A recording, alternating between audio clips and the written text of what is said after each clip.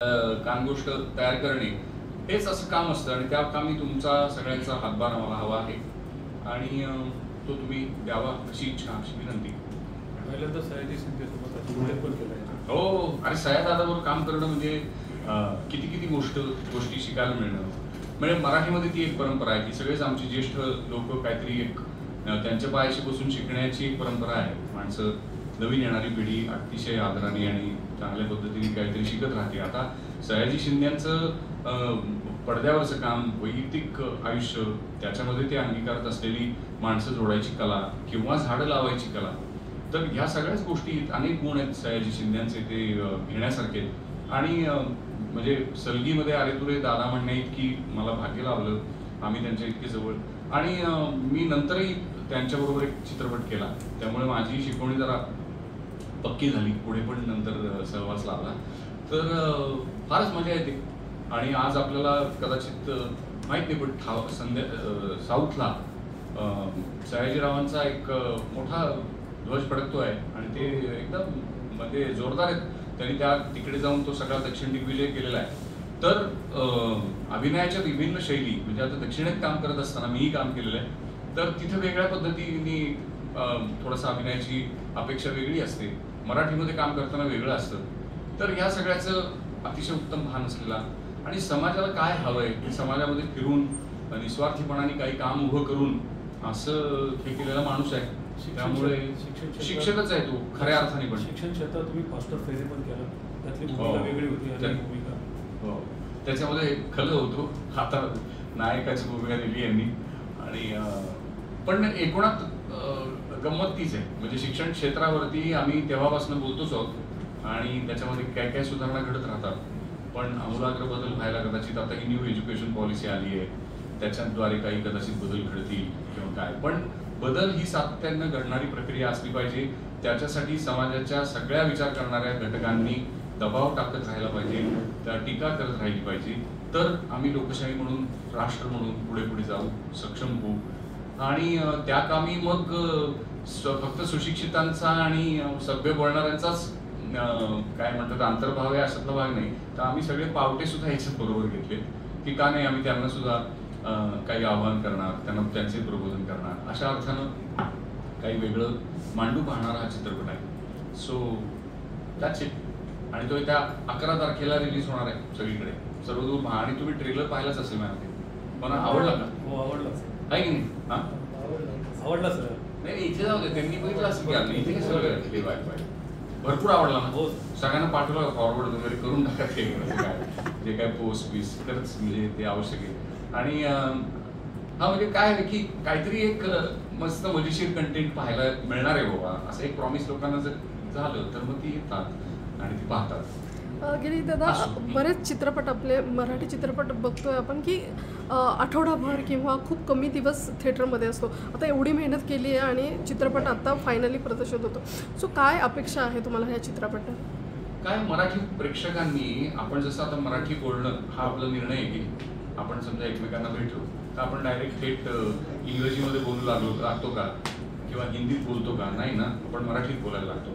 मराठी पुस्तकाच्या दुकानात गेलो, मराठी पुस्तक घेऊ ना आपण प्राधान्याने, तर तो प्राधान्याने मराठी चित्रपट पाहणं ही सांस्कृतिक एक सवय माणसांनी आपल्या समाजाने लावून घ्यायला हवी खरं तर. पण त्याच्यासाठी आधी आमची पण जबाबदारी आहे की आम्ही सातत्यानं त्या अर्थाची दर्जेदार निर्मिती करावी. मग प्रेक्षक जे येतात ते टिकून राहतील आणि पुन्हा पुन्हा पाहतील. पण त्याच्या पलीकडे त्याला एक आर्थिक विषय पण आहे की त्या मल्टिप्लेक्सेसचं जे सगळं आत्ताचं दुनिया आहे त्याच्यामध्ये अतोनात खर्चिक झालेलं आहे चित्रपटाला जाणं. आणि तिथेही जे वातावरण आहे त्या मल्टिप्लेक्सवर ते मराठी नाही.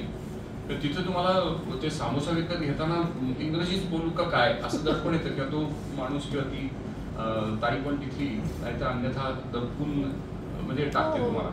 तर हे जे सगळं वातावरण आहे ते पण मराठी चित्रपटास काही भावणार नाही. मराठी चित्रपट ही साधी माणसं तयार करतात, ती साध्या माणसांसाठी तयार केलेला तो चित्रपट आणि तो सर्वदूर सगळ्यांनी पाहावा, ॲक्सेसिबल असतो सगळ्यांना. म्हणजे त्याच्यामध्ये काही असं खूप समीक्षकांनी दाढेपूर बोलावं असं फार काही नसतं. तो आम जानपदासाठी ॲक्सेसिबल असा चित्रपट आम्ही तयार करतो बहुशः. तर त्यामुळे अशाच माणसांना जर तुम्ही त्या मल्टिप्लेक्सची दारं हे केली, अवघड म्हणजे जड केली, ती ते ढकलायला जोर लागतो का, खिशात बळ आणावं लागतं, मग तो दरवाजा उघडतो. तर हे आजचं वास्तव आहे.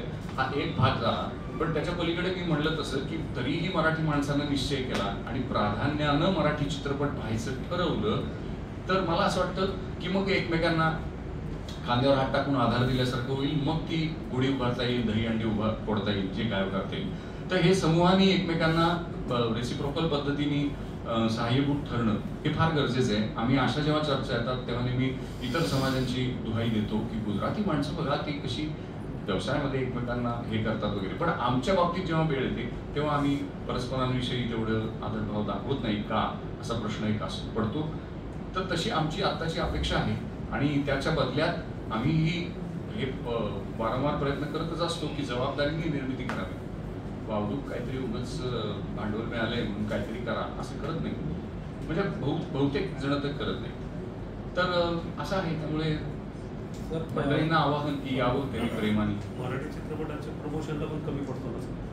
नाही, प्रमोशनला कसं कमी पडतो म्हणजे जिथे तिथे भांडवलच आहे ना. काय होतं की तुम्ही समजा आता एखादी तुम्हाला दुकान टाकायचं बेकरी, तर तुम्ही बघता ना की किती लोक पाव खाणार आहेत आणि त्याच्यानुसार मग तुम्ही ते त्याच्यात इन्व्हेस्ट करता. आता तुम्हाला परतावाच नाहीये काही, तर भांडवल कमी जातं. भांडवल कमी गेल्यामुळे आता त्याचं निर्मितीला निम्म त्याचा जो काय वाटा जायचा तो गेला. प्रसिद्धीसाठी किती उरणार? आणि बरं जास्ती टाकावा तर परत याची शाश्वती नाही, खात्री काहीच नाही. त्यामुळे अगदीच जणू काही गॅम्बल असल्यासारखी परिस्थिती आहे. आता तुम्ही दक्षिणेत जर पाहिलं तर त्यांची सांस्कृतिक सवय येते, म्हणजे कल्चरल हॅबिट. आपण जणू जसं सकाळी उठल्यावर चहा घेतो किंवा कॉफी घेतो, ही एक सवय झाली, राहणीमानाची सवय झाली. तद्वत ते सिनेमा पाहतातच पाहतात. रोजच्या रोज म्हणा, आठवड्याला तरी किमान एक म्हणा, खेड्यापाड्यात पाहतात. म्हणजे शेतकरी गुरं दावणीला लावतो, पिक्चरला जातो, पिक्चर होऊन घरी येतो. ही वास्तव आहे बरं का आंध्र प्रदेशातलं वगैरे. तर आणि मग त्यामुळे त्याचं इन्फ्रास्ट्रक्चर पण त्यांच्याकडे वेगळं आहे. ते साध्या माणसाला ॲक्सेसिबल पण त्यांनी ठेवलेलं आहे. तिकिटाचा तुम्ही जर विचार केला तर त्यांच्याकडची तिकीटं स्वस्त आहेत, खूपच स्वस्त. तर हे सगळे फॅक्टर आहेत आणि तर त्या सगळ्यामुळे मार्केटिंग आणि हे करावं तर काय करावं, म्हणजे त्याच्यावर खर्च करावा तर किती करावा. तर ती सगळीच माध्यमं खूप खर्चिक आहेत. टेलिव्हिजनवर जाहिराती करायच्या, तर टेलिव्हिजन हे सर्वदूर पोहोचलेलं माध्यम आहे त्या अर्थाने. मग त्याला पर्याय म्हणून आम्ही सोशल मीडिया वापरतो. शक्य तेवढं तिथे क्रिएटिव्हली स्वतःच्या प्रयत्नातनं असं काहीतरी व्हायरल होण्याचा प्रयत्न करतो. पण अन्यथा आर्थिक गणित ते परवडणारच नसतं आणि म्हणून ते राहते. सर याच्यामध्ये आपल्या मराठीला आता जास्त दर्जा पण मिळालेला आहे. महाराष्ट्र शासनाने मराठी चित्रपट जे आहे, सर्व मराठी चित्रपट जे काही येणार आहे त्यांना काहीतरी टॅक्स फ्री वगैरे दिलं पाहिजे. त्याच्यासाठी आपण चित्रपट क्षेत्रातून काही तसं खरं सांगू कारण ते द्यायला हवं. एक तर शो मिळत म्हणजे आपल्याला शो मिळत खूप कमी मिळत. त्या लोकांनी कोणीच आवाज उठवत नाही. त्याचा उल्लेख खूप जुना आहे. 300-350 वर्षापूर्वी जे ग्रंथ आहेत त्याच्यामध्ये या शब्दाचा उल्लेख आहे. पारावर बसणारे जे गावातले लोक आहेत त्यांना पावटे म्हणायचे आणि त्यांच्याकडनं धान्य पायाने तुडवून वेगळं करणे वगैरे अशा प्रकारे शेतकरी कामं करून घेत असत. तर या सगळ्या जी रिकामटेकडी मुलं आहेत ज्यांचा वापर सगळेजण करून घेतात, तर त्यांना एक आपण त्याचं काही प्रशिक्षण देऊ शकतो का, त्यांना काही मुख्य प्रवाहात आणू शकतो का, अशा प्रकारे कल्पना करून एक प्राध्यापक इन्स्टिट्यूट सुरू करतो एका प्रायव्हेट युनिव्हर्सिटीमध्ये. अशी ही गोष्ट आहे, इन्स्टिट्यूट ऑफ पावटॉलॉजी. आता ते पावट्यांचं एक थेअरी झाली, त्याची पावटॉलॉजी झाली आणि मग त्या प्रायव्हेट युनिव्हर्सिटीचे जे कुलगुरू आहेत प्रोफेसर कलंत्री असं त्यांचं नाव आहे, ते त्याची भूमिका केली आहे सयाजी शिंदे यांनी. तर ते या मुलांचा वापर करून घ्यायला लागतात हळूहळू. आधी त्यांना फार आवडते आयडिया आणि मग प्रामाणिकपणे काम करून काहीतरी करू बघणारा प्राध्यापक दिवेकर आणि कुलगुरू कलंत्री यांच्यामधला वाद आणि हे सगळं बघणारा एक दिवेकरांचे जुने प्रोफेसर धत्ते, ज्याची भूमिका केली आहे दिलीप प्रभावळकर यांनी. तर ते या सगळ्याला विरोध करतात. ते म्हणतात की हे इन्स्टिट्यूट ऑफ पॉटॉलॉजी वगैरे असं करणं योग्य नाही आहे समाजामध्ये, तुम्ही काही कशाची काय थेअरी करायला लागलेत. मग ते विरोध करतात. असा ट्रँगल आहे. मग त्याच्यानंतर पावटे आहेत, त्याच्यामध्ये पार्थची भूमिका आहे, मुख्य शिष्य दिवेकर प्राध्यापक दिवेकरांचा पार्थ. बाकी बरेच कलाकार आमच्याकडे आहेत. देवेंद्र गायकवाड आहे, कृतिका देव आहे, प्रगल्भा कोळेकर आहे, हरीश आहे. आणि त्याच्यानंतर या सगळ्यांना शिकवायला येणारे जे लोक आहेत, प्राध्यापक, व्हिजिटिंग फॅकल्टी, ती व्हिजिटिंग फॅकल्टी म्हणून ते पण गेस्ट कलाकार आहेत. त्याच्यात छाया कदम आहे, विजय निकम आहे, शशांक शेंडे आहे. त्यानंतर हे सगळं बघणाऱ्या माध्यमांच्या दृष्टिकोनातून एक पत्रकार सुद्धा आहे, त्याचं नाव त्या पत्रकाराची भूमिका संदीप पाठकने केली आहे. असे भरपूर कलाकार या सिनेमामध्ये आहे.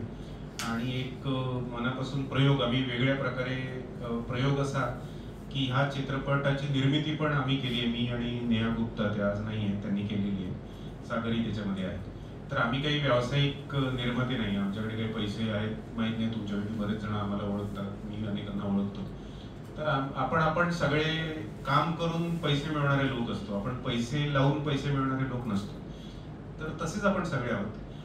पण आम्ही हा प्रयोग केला याच्या निर्मितीचा, आणि आम्ही असं अपील केलं सगळ्या लोकांना की आम्ही याच्या निर्मितीचा फक्त खर्च करतो, तुम्ही तुमच्या कामाचं मानधन आता घेऊ नका, किंवा सिनेमा विक्री झाल्यानंतर पैसे आल्यानंतर आम्ही तुमचं मानधन देऊ. तर अशा प्रकारे आम्ही बहुतेक सगळ्यांशी ॲग्रीमेंट केले. खूप लोकांनी त्यांचं मानधन कमी केलं, घेतलं नाही. आम्ही आमची मानधनं त्याच्यामध्ये घेतली नाही.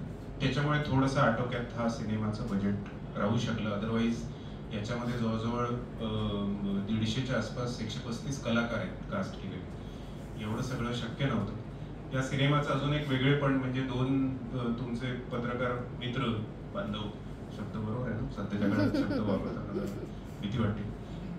स्वप्नील बापट तुमच्या पुढे पत्रकार संघाचे ते अध्यक्ष होते, सगळे ओळखतात. आणि चिन्मय पाटणकर, लोकसत्ताचे एज्युकेशनल बीट सध्या त्यांच्याकडे आहे.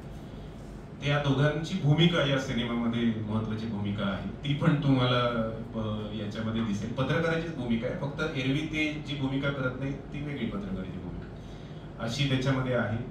तर ह्या सगळ्या लोकांनी आणि सगळे अगदी मित्र म्हणून आपुलकीने म्हणेल तेव्हा उपस्थित राहून अशा प्रकारे काम केलेलं आहे.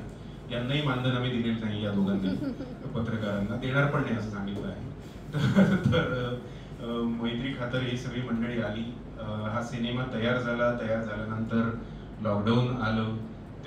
त्याच्यामुळे पुढे काय बराच गोंधळ झाला तो सगळ्यांना आपल्याला माहिती आहे. 1-1.5 वर्ष काहीच घडलं नाही. मग खूप सिनेमांची रांग लागली वगैरे वगैरे. असं करत करत फायनली आता त्याला 6 पर्पल हार्ट नावाची एक संस्था आहे, ते हा सिनेमा रिलीज करतायत. प्रद्युत पेंढारकर म्हणून आमचे बिझनेस हेड आहे, त्या सगळ्यांनी हे सगळं जुळवून आणलेलं आहे. आणि आता हेमंत चव्हाण म्हणून त्याचे निर्माते आहेत 6 पर्पल हार्टचे. तर हा सिनेमा 11 एप्रिलला येतो आहे थिएटरमध्ये. 120 जवळजवळ शोज आपण पूर्ण महाराष्ट्रात सगळीकडे हा सिनेमा रिलीज होणार आहे. पुण्यातल्या बहुतेक सगळ्या थिएटर्समध्ये हा सिनेमा रिलीज होणार आहे. तर तुम्ही जरूर बघा. आमच्यापैकी कोणाला काही तुमचे प्रश्न असतील तर. पत्रकारिता करतात नेहमी तुम्ही या बाजूला असं कलाकार कसं वाटतं? छान वाटतं. आपण त्या भूमिकेतून वेगळं काहीतरी करण्याचा प्रयत्न करतो.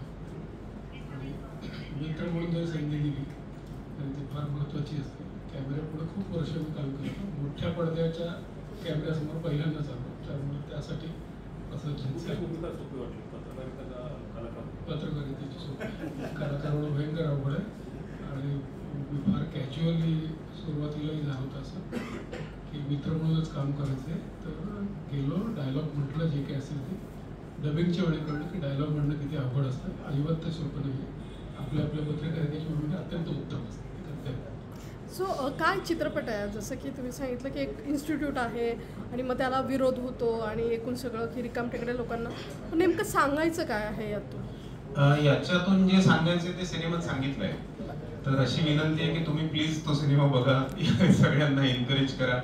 आणि आम्हाला जे सांगायचं आहे ते तुम्हाला समजते योग्य पद्धतीने की नाही समजते की आम्ही सांगण्यात कमी पडलो की आम्ही योग्य पद्धतीने, हे तुम्हीच आम्हाला सांगायचं अशी आमची अपेक्षा आहे. तर त्याच्यात काय सांगायचं हे सांगितलं तर मग मजा निघून जाईल. नाही, बरोबर आहे. स्टोरी कशी जाते म्हणजे काय? कॉमेडी आहे, एज्युकेशन सटायर आहे, अत्यंत उत्तम विनोद त्याच्यामध्ये आहे. आणि आता कसं असतं की आपण जरी म्हणतो की सगळे रिकामटेकडे लोक आहेत, असं आहे तसं आहे, तर ही काही निगेटिव्ह नसतात हे लोक. आपल्याला समाजाला या लोकांची गरज असते. जेव्हा आजी आजोबा दोघंच राहत असतात त्यांना सिलेंडर संपलं की हीच मुलं नाक्यावरची आणून देतात सिलेंडर. जेव्हा पूर येतो, काहीतरी कुठेतरी अडचणी येतात, तेव्हा हीच मुलं पुढे पटकन पुढे राहून काहीतरी काम करत असतात. त्यामुळे ही काही सगळी मुलं जरी त्याला निगेटिव्ह आपण त्याच्याकडे बघत असतो की हे याचा वापर होतो, हे कार्यकर्ते म्हणून फिरतात, पण जेव्हा गरज असते समाजाला तेव्हा ही मुलं पुढे येतच असतात. याचा चित्रपट बनावा असं का वाटलं म्हणजे काय? एक तर कथा ही फारच चांगली होती, शिंद्रेंनी लिहिली. शिंद्रेंचे 2 कथासंग्रह प्रसिद्ध आहेत, बरेच लोकांनी वाचले असतील. त्याच्यामध्ये ही कथा होती आणि त्याच्यात एक व्हिज्युअल अपील मला फार दिसत होतं की अरे हे याचं सिनेमा होण्यासारखं. प्रत्येक कथेचा काही सिनेमा होत नसतो. मी पण अनेक कथा लिहिलेत, माझाही कथासंग्रह आहे, पण त्याच्यातला मी सिनेमा केला नाही किंवा मला दिसत नाही. कदाचित दुसऱ्या डिरेक्टरला माझ्या कथेत सिनेमा दिसू शकतो. पार्थच्या बाबतीत नेहमी असं घडतं. एक मिनिट, पूर्ण होऊ देत त्यांचं. तर यांचं उत्तर देतो फक्त. तर असा तो विषय आहे, त्याच्यामुळे याच्यात विनोद आहे आणि करमणूक आहे, पण मेसेज सुद्धा छोटासा आहे. तो तुम्ही बघावा आणि तो तुम्हाला कळावा अशी अपेक्षा आहे. सर कथेच्या संदर्भात सर पार्थच्या कथा बाबतीत- एक मिनिट कथेच्या संदर्भात कथा जरी सरांनी लिहिली असेल त्याचं पिक्चर बनवताना म्हणजे त्याचं आपण काल्पनिक करतात त्याच्यामध्ये काही चेंजेस केले मूळ कथेमध्ये? नाही, आता कथा कसं असतं, सिनेमा करताना कथेची पटकथा करणे ही मोठी प्रोसेस असते आणि ती अतिशय वेगळी असते. म्हणजे कथा ही तुम्ही वाचता आणि तुम्ही व्हिज्युअलाइज करता. कथा वाचणारा मनुष्य वाचक असणं अपेक्षित असतं, म्हणजे त्याला लिहिता वाचता येतं. म्हणजे थोडासा तो जरा बुद्धिमत्ता त्याची बरी असणं अपेक्षित असतं वाचकाची म्हणून. पण जो सिनेमा बघायला येतो तो काही सुशिक्षित असण्याची अपेक्षा नाहीये. त्याला वाचता येईलच असं नाही, त्याला व्हिज्युअलाइज करता येईलच असं नाही, तर त्याला ते रेडीमेड द्यावं लागतं. तर ही एक मोठी प्रोसेस असते कथेची पटकथा करणे. कथा 10 पानांची असते, पटकथा 200 पानांची असू शकते. तर त्याची एक मोठी प्रोसेस असते. त्याच्यात काही योग्य ते बदल करायला लागतात, काही पात्र त्याच्यामध्ये निर्माण करावे लागतात, काही ट्रॅक त्याच्यामध्ये ऍड करावे लागतात. ते एक स्वतंत्र वेगळ्या प्रकारचं लेखन आहे. म्हणजे पटकथा लिहिणाऱ्याला कथा लिहिता येईलच असं काही जबरदस्ती नाही, कथा लिहिता येणाऱ्याला पटकथा लिहिता येईलच असंही काही नाही. तर ते बदल योग्य ते करावे लागतात. फक्त मजा अशी असते की त्याच्यातला जो गाभा आहे, जो जिस्ट आहे त्या सगळ्या कथेतला, तो आत्मा तिथे हरवू देता कामा नये, एवढी ती जबाबदारी असते. पार्थला प्रश्न होता की पार्थ आणि डबल मिनिंग असं समीकरण जोडले, तसंच या चित्रपटात आहे?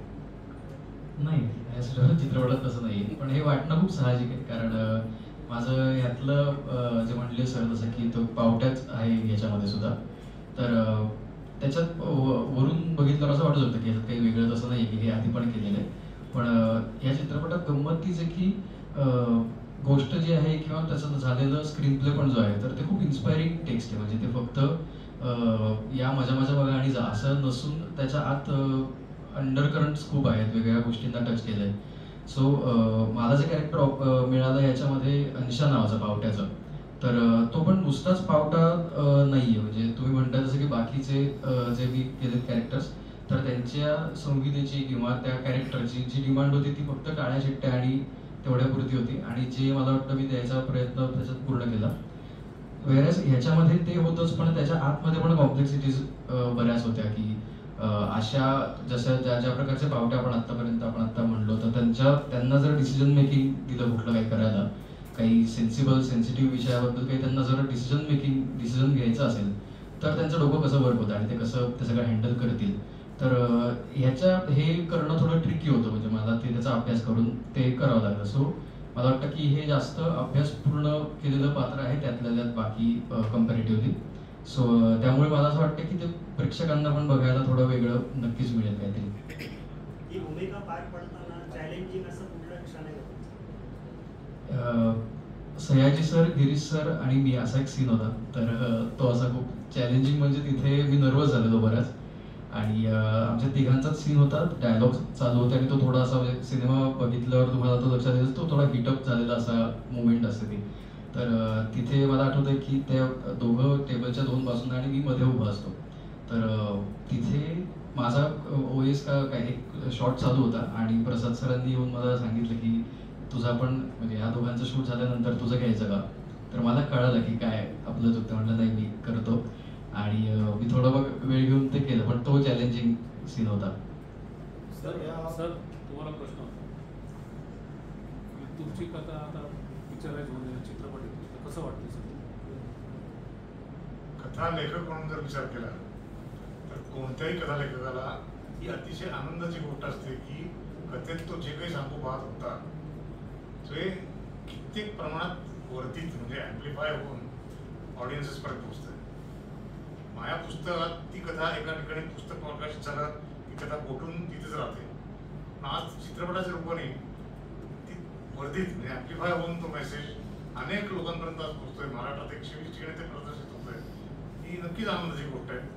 आणि ज्या समर्थपणे कथेची पटकथा झाली आहे म्हणा तसं कथाकाराला पटकथा कधीच लिहिता येणार नाही बहुतेक, तर तिने आपापली माध्यमं सांभाळावी. पण ज्या ताकदीने प्रसादने तिची पटकथा केली ते लावडेबल आहे. काही वेळा असं असतं की कथेत एखादी साईड थोडीशी झुकलेली चालते कारण तुम्हाला तो मेसेज तिथे द्यायचा असतो, पण चित्रपटात तीच बाजू दुसऱ्या बाजूने बॅलन्स करावं लागते. तेव्हा एखादा पात्र इंट्रोड्यूस करणं, एखाद्या गोष्टीचा आवाज थोडा वाढवणं, काही गोष्टींचा कमी करणं, हे सगळं पटकथेत होतं ते त्यांनी केलं आणि अत्यंत उत्तम रीतीने केलं. सो एवढी मोठ्या संख्येने कलाकार सरांसाठी कलाकार घेण्याची का गरज पडली म्हणजे काय? एक तर कॉलेज आहे, विद्यापीठ आहे, वर्ग आहे, तर ते आपोआपच आलं ना सगळं. म्हणजे वर्ग आहे पावट्यांचा तर एक 50-60 लोक तर वर्गात दिसले पाहिजे. आता हे 60 लोक आम्हाला सहज शक्य होतं की 2-4 हे जे काही 9-8-9 मुख्य कलाकार आहे उरलेले सगळे एक्स्ट्रा बसवायचे. हे अगदी सोपं होतं आमच्यासाठी, पण आम्ही तसं केलं नाही. हे सुद्धा ऍक्टर्सच घेतले, फक्त ते नवीन होते, पहिल्यांदा काहीतरी करू बघत होते. मग त्याच्यासाठी आम्ही एक ऑडिशन घेतली, तर जवळजवळ 900 लोक मला वाटतं ऑडिशन मध्ये आले होते. त्याच्यातनं आम्ही 50 लोक निवडले की जे वर्गात असतील. याचं कारण असं की हे सगळ्या कलाकारांबरोबर त्यांचे चेहरे सतत दिसत राहणार होते, तर त्यांना असं एक्स्ट्रा म्हणून नुसतंच बसवणारे क्राऊड म्हणून आम्हाला तो घ्यायचा नव्हता. त्यांचं एक्सप्रेशन, त्यांचे चेहरे, त्यांचं डायलॉग जरी कमी असले तरी त्यांचं असणं हे फार महत्वाचं होतं या सगळ्या याच्यामध्ये. आणि वेगवेगळ्या सीन मध्ये त्यांचा वेगवेगळ्या प्रकारे सहभाग होता, त्याच्यामुळे आपोआपच ही गर्दी वाढली. मग त्याच्यात एक उत्सव आहे, त्याच्यामध्ये काही गाणं आहे, याच्यामध्ये आपोआप हे लोक वाढायला लागले आणि अशा प्रकारे त्यांची ती संख्या आमची हळूहळू वाढत गेली. असं ते झालं. महिला कलाकारांना प्रश्न आहे सागर, महिला कलाकारांना कितपत स्कोप आहे याच्यामध्ये अख्खा सीन आहे की पावटेपणा हा पुरुषांची जबाबदारी नसून महिलांवर अत्याचार आहे आणि तुम्ही महिला विरोधी आहात अशा अर्थाचा सीन काही पावट्या मुली येऊन करतात. तर मी अजून डिटेल सांगणार नाही, तो तुम्ही सिनेमात बघायला पाहिजे. आणि आमची थिअरीच अशी आहे की पावटेपणाला जात, धर्म, लिंग, वय काही नसतं. पावटेपणा हाच त्याचा धर्म असतो, त्याच्यामुळे त्याला कुठल्याही याच्याशिवाय तो पावटेपणा त्याच्यामध्ये जातो. त्याच्यामुळे महिला याच्यामध्ये आहेत. दीप्ती आज येऊ शकली नाही. दीप्ती देवीची महत्वाची भूमिका या चित्रपटामध्ये आहे, जी कुलगुरूंची सेक्रेटरी आहे व्हाईस चान्सलरची, आणि ती डेप्युटेशनवर इन्स्टिट्यूट ऑफ पॉटॉलॉजी कडे लक्ष द्यायला म्हणून पाठवली जाते आणि मग पुढे त्यांचं काय होतं असं. तर दीप्ती आहे त्याच्यामध्ये, प्रगल्भा आहे, अपूर्वा चौधरी आहे, कृतिका आहे, छाया कदम आहेत, त्या व्हिजिटिंग फॅकल्टी म्हणजे पावट्यांना पावटेपणा कसा करायचा त्याच्यासाठी सुद्धा महिला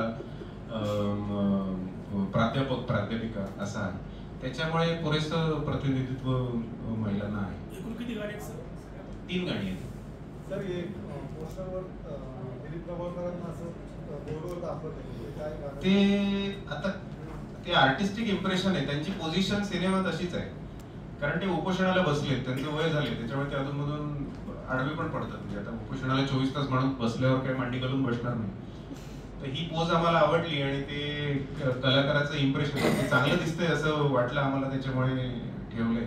आता थोडासा विचार केलाय आम्ही, तो फळा आहे, ते एज्युकेशनल हे आहे, काही लोकांनी त्याला व्यापून टाकलंय, काही लोकांनी कव्हर केलंय, असा थोडा आम्ही विचार त्याच्यामध्ये केलाय. तुम्हाला काय समजतोय ते तुम्ही आम्हाला सांगणं अपेक्षित आहे. मला सागरला एक प्रश्न आहे. सागर, तुम्ही स्वतः एक चांगले उत्कृष्ट दिग्दर्शक आहात आणि तुम्ही स्वतः एडिटर पण आहात, तर तुमचा काय एक्सपिरियन्स आहे याच्यामध्ये? आणि मी विजूचं नाव पाहिलं याच्यामध्ये. सॉरी, विजू आपला संगीतकार, तो एक विजय कबंडे.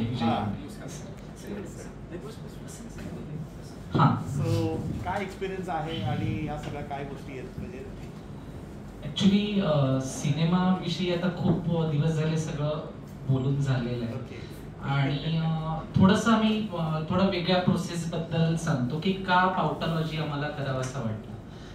तर जसं प्रसाद म्हणाला तसं की सिनेमामध्ये साधारणतः 100 वर्षापूर्वीचा रेफरन्स, 300 वर्षापूर्वीचा रेफरन्स आहे पावटे या शब्दाचा. तर कुठलीही कलाकृती आपण बनवत असताना तिचं आयुष्य हे साधारणतः 100 वर्ष आहे असं आपण कन्सिडर करतो. म्हणजे उदाहरणच द्यायचं झालं तर फार जुनं काम आज पण आपण बघतो आणि ऐकतो. ह्याच्यात सगळ्यात उत्तम उदाहरण म्हणजे कविता आहे तुतारी म्हणून. जर तुम्ही माहिती असेल केशवसुतांची, तर ती लिहिलेली आहे 1800 साली. मी थोडी ती रिमाइंड करतो 1-5 मिनिटात. एक तुतारी त्या मजला आणोनी फुंकीना मेजी स्वप्राणाने भेदून टाकीन सगळी गगने दीर्घ तिच्या त्या किंकाळी. अशी तुतारी त्या मजला गुणी अवकाशाच्या ओसाडीतले पडसाद मुखे जे आजवरी वाचाल ते सत्वरी फुंक मारिता जिला जबरी कोण तुतारी ती मज देईल. रूढी जुलुम यांची भेसूर संतांनी राक्षसी तुम्हाला फाडून खाती ती हतवेला जलाक्षाची का जलक्षाची का पुसा मनाला तुतारीने या सावध वाहतर चमत्कार ते बुराडते तुनी सुंदर सोज्वळ गोड मोठे अलीकडले सगळे खोटे म्हणती धरुनी धेरी पोटे. धिक्कार अशा या मूर्खा लागून जुने जाऊ द्या मरण लागून जाळून किंवा पुरुनी टाका सडतन ऐका ठाई ठाका सावध ऐका पुढल्या हाका. खांद्यास चला खांदा भिडवणी प्राप्त काल हा विशाल भूतर सुंदर लेणी तयात खोदा निजा नामे त्यावरती नोंदा बसोनिका वाढविता मेधा विक्रम काही करा चला तर धार धरली या प्यार जीवावल रडतील रडत राडला पोरे गतशतकांची पापे घोरे क्षलायाला तुमची रुधिरे पाहिजेत रे स्त्रींना वाहतर धर्माचे माजोनी अवडंबर नीतीला आणि ती अडथळे विसरून या ते जातात खुळे नीतीचे पद जेथे ढळे धर्म होतेसे तेथे स्थिर हल्ला करणाऱ्या त्या दंभावर तर बंडावर वीरांनो या त्वरा करारे समतेचा ध्वज उंच धरारे नीतीची ग्वाही पसरारे. तुतारीच्या या सुराबरोबर नियमन मनुजासाठी मानव नसे नियमनासाठी जाणा प्रगतीस जरते हानी टोणा जुग्गारोनी देवणी बाणा मिरवानिज ओझाचा अभिनव घातक बनत्या प्रतिबंधावर हल्ला नेण्या करा तोरारे उन्नतीचा ध्वज उंच धरारे वीरांनो तर पुढे सरारे. अवेशाने गरजत हर हर पूर्वीपासून सुरासुर तुंबळ संग्राम माला करती सांप्रती दानव फार माजती देवावर झेंडा मिरवती देवांच्या मदतीस चला तर देवांच्या मदतीस चला तर. सो ही केशवसुतांची कविता आहे, ती तेव्हा लिहिलेली होती, ती आज पण आपल्याला कुठेतरी समाजामध्ये रिफ्लेक्ट होताना दिसत असते. आणि तसाच हा सिनेमा आहे, त्याच्यातलं त्या कवितेतले थोडेसे संदर्भ बेसिकली तुम्हाला सिनेमामध्ये आणि जे कलाकार आम्ही करत असतो की कुठली तरी कला कुठेतरी स्प्रेड करायचं काम करत असतो तर त्याचं रिफ्लेक्शन तुम्हाला बेसिकली सिनेमामध्ये बघायला मिळेल. तर ही मुळात प्रोसेस होती पावटलॉजी मागची. थँक्यू. सर कॉलेज म्हटलं की गिरीश सर सर तुम्ही बोला. नमस्कार. तर माफ करा थोडा उशीर झाला, पण तुम्हाला सगळ्यांना भेटायची आस होतीच, तर त्यामुळे भर दुपारी इथे आलेलो आहे. तर एवढं गंभीर असायचं कारण नाही, आमचा चित्रपट फार हलका फुलका आणि प्रसन्न आहे. आणि सध्याचा एकूण काळ पाहता आपल्याला कदाचित सरळ सांगून काही पटत नाही किंवा गोष्ट कळत नाही, होय की नाही. म्हणजे एकदम महामार्गावरती मोठ्या छान समोरनच विरुद्ध दिशेने ट्रक बी घेतो, तर आपल्याला एक क्षणभर कळत नाही किंवा काय चाललंय आयुष्यात. तर तद्वत इतर काही क्षेत्रांबाबतीमध्ये पण एक अतिशय उपहास गर्भ अशी कॉमेंट करणारा किंवा एक जागृती आणून देणारा असा हा चित्रपट आहे. आणि या दोघांनी महाकष्टाने कुठलाही चित्रपट स्वतंत्ररित्या आजच्या काळामध्ये तयार करणं हे केवढं अवघड आहे, हे जो करेल त्यालाच ते समजेल. जावेल याच्या वंशा अशातली ती गत आहे. आणि या दोघांनी स्वतः बरीच पडून हा चित्रपट केला. एक पत्रकार मला असं वाटतं शिंत्रे सर, अच्छा, तर ते तुमचे काय म्हणतात त्याला व्यवसाय बंधूच आहेत. आणि त्यांनी अतिशय सुंदर कथा लिहिली होती. त्याचं एक नाटक झालं होतं माझ्या माहितीप्रमाणे, पुरुषोत्तम एकांकिका नाटक कंपनीवाल्यांनी केली होती. आलोक राजवाडेंनी दिग्दर्शन केलं, हो ना. आणि त्याला बक्षिसं वगैरे मिळाली. आणि तेव्हाच त्याच्याबद्दल एक असं की असंच नर्म सुरसुरीत पण तरी सुद्धा सत्यस्थिती मांडणारं विदारक भाष्य, की आमच्या सत्यस्थितीबद्दल जागृती आणणारं असं भाष्य त्या एकांकिकेमधनं किंवा ते कथेमधनंच झालं होतं. त्याच्यावर चित्रपट साहजिकच करावासा वाटत होता, त्याला जरा खूप खुलवावंसं वाटत होतं. आणि मग यांनी दोघांनी या अगोदर पूर्वी खूप चांगले चित्रपट तयार केले होते. आणि म्हणून त्यांनी इतका सगळ्या, तुम्ही जर त्याची श्रेयनामावली पाहिली तर अनेक चांगले लोक पडद्यापुढे आणि पडद्यामागे त्यांनी एकत्रित आणलेत आणि ही खूप खूप कर्मकठीण गोष्ट आहे, पण तरी सुद्धा त्यांनी ती केली आणि तो चित्रपट तयार झाला. मग आला कोविड, मग त्याच्यामध्ये तो अडकला वगैरे असं सगळं नाना तऱ्हेच्या, म्हणजे तुम्ही म्हणाल ती अडचण सहन करून, ती पार करून, लांघून शिवधाम सिंह आणि शिव सागर हे पलीकडे आलेले आहेत. तर तेव्हा आता आपण सगळेजण मिळून हा सगळा जगन्नाथा जर पलीकडे लोटूया. आणि तर तुम्हाला विनंती आहे की जास्ती, आणि सुदैवानं काय झालंय की सध्या आमच्याकडे कसं काय कुठं कोणाची कबर, कोणाचं काय, अजून ह्याच्यात आम्ही रमतो आहोत वगैरे. तर तो खूप डोक्याला कलकल झाली, हे कुठले विषय, कशाचा काही संबंध नाही आणि आम्ही ते आता हे करतो. त्याच्यापेक्षा त्या परीस उन्हाळा लागलेला आहे, कचकून नाही की नाही, सुट्ट्या आहेत, त्याला आपलं इन्स्टिट्यूट ऑफ पार्थॉलॉजी आपण बघू. कारण शिक्षण ही अशी गोष्ट आहे जी समाज घडवते. हो ना, आता सध्या आमच्या शिक्षणावर बरेच प्रश्न निर्माण व्हावे अशी परिस्थिती आहे. आमच्याकडे स्वतःकडेच बघू जाता नाही का. तर हा म्हणजे वेळ पाळणं अशी एक साधं मूल्य सुद्धा काही अजून अंगवळणी पडलेलं नाही. उशीर व्हायचा तर होतोच. मग तुम्ही कुठल्याही व्यवसायात असं काय नाही की चित्रपट आणलंच पाहिजे. तर सांगायचं कारण म्हणजे ह्या समाजाच्या अवस्थेवरती भाष्य करणारा हा चित्रपट आहे, जो एकाच वेळी रंजन पण करणार आहे पण तरी सुद्धा उद्बोधन पण करेल अशी मला आशा वाटते. आणि काय तेव्हा तुम्हा सगळ्यांना नम्र आवाहन की आधीच मराठी चित्रपट सृष्टीला काय